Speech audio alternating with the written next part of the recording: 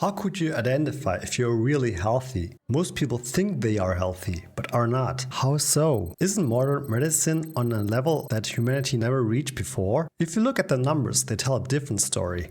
3/4 of all deaths globally are because of diseases that could be potentially prevented. That is 40 million people dying too early every year because of poor lifestyle choices. In Peter Attia's book Outlive, it is explained what to do about it. I will dig deeper into my own learnings and show you in 4 main parts how that all makes sense and give you a clear understanding how to be really healthy. By the way, I'm Dennis, a full-time German civil engineer and licensed fitness coach. I'm all about applying engineering tools and principles so that they can help us to create a healthier and happier life. Peter Attia's Medicine 1.0, 2.0 and 3.0 explained with a car. Imagine yourself driving happily over to your friend's house. You have a car breakdown. You bring it to the local mechanic. He sees the flat tire on your car and starts dancing and maybe sing for your tire, hoping that will fix the car's mood. That is Medicine 1.0. People saw the symptoms of diseases and tried whatever they thought could work with their own reasoning. And sometimes that worked actually. For example, the placebo effect. You have another car breakdown. You bring it to the local mechanic. He sees the flat tire on your car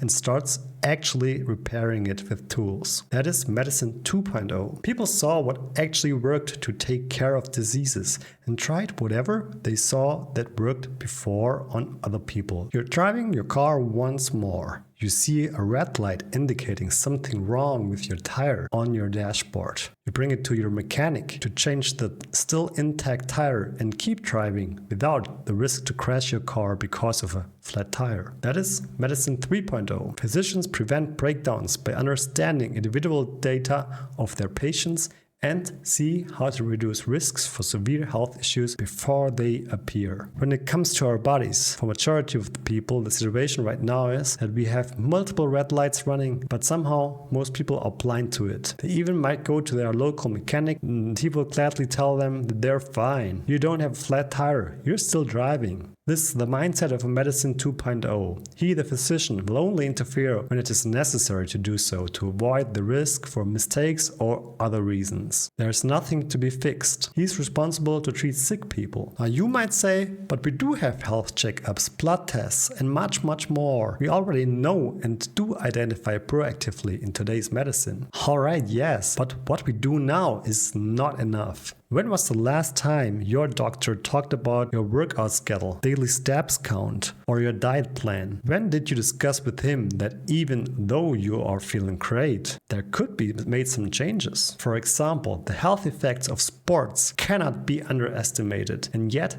it is not talked about it when meeting your doctor. You only see him when you're already sick, because that is how our current healthcare system is designed, and it shows. Sometimes it is too late for any changes you might have needed. When it comes to cars, we know when to change a tire or to change the oil, basically prevent major breakdowns. And with advancing technology, it becomes even more easier. How could that be applied to ourselves? How could you easily know what changes you need to make? What are the red lights? Understanding health trajectory. So what do we mean by health trajectory?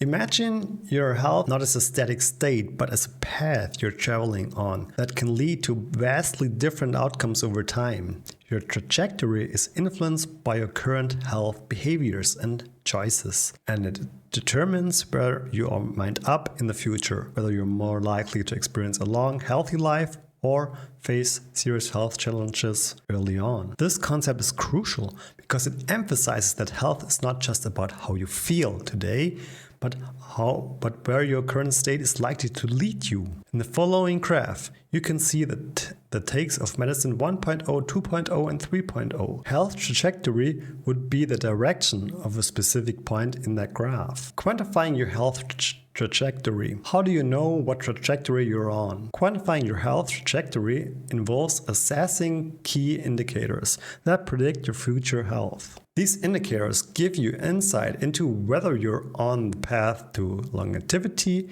and well-being or heading toward potential health risks. Fortunately, You can measure these 3 important values on your own: VO2 max, grip strength or overall strength, and waist to hip ratio. Metabolic health. VO2 max is a measure of how efficiently your body uses oxygen during exercise. It reflects your cardiovascular fitness level. A higher VO2 max indicates better endurance and aerobic capacity, which are linked to a lower risk of cardiovascular disease. To improve your VO2 max, incorporate activities like high-intensity interval training, long-distance running, or cycling into your routine. Many smartwatches can estimate VO2 max after a few workouts, giving you a clear picture of your cardiovascular health trajectory. Grip strength is often used in studies because it's easy to measure and strongly correlates with overall strength and muscle mass. Muscle mass is a critical indicator for longevity and resilience. To maintain or improve your strength, engage in regular resistance training. Grip strength is also a practical measure because it's tied to daily functional capacity,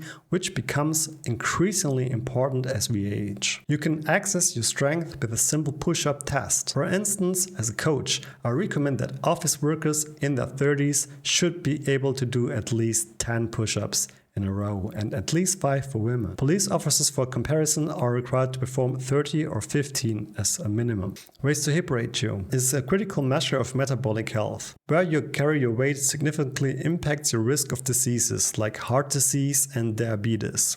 A high waist-to-hip ratio indicates excess abdominal fat. Visceral fat is metabolically active and contributes to systematic inflammation and insulin resistance. To calculate your waist-to-hip ratio, measure your waist circumference at its narrowest point and your hip circumference at its widest point. Then divide your waist measurement by your hip measurement. Ratios above 0.9 for men and 0.85 for women suggest increased health risks. These 3 indicators, VO2 max, strength, and waist-to-hip ratio, can be powerful tools in determining and improving your health trajectory.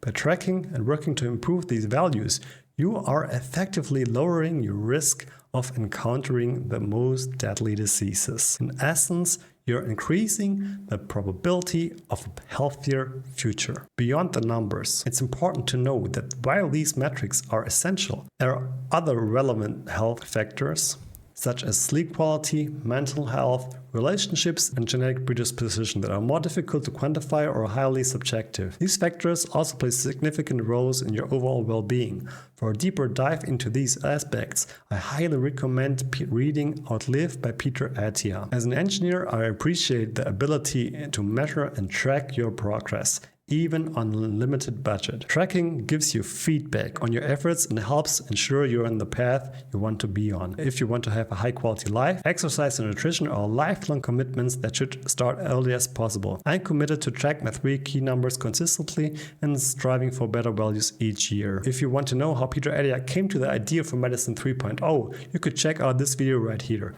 Thank you for watching, and until next time, this was Dennis. Bye!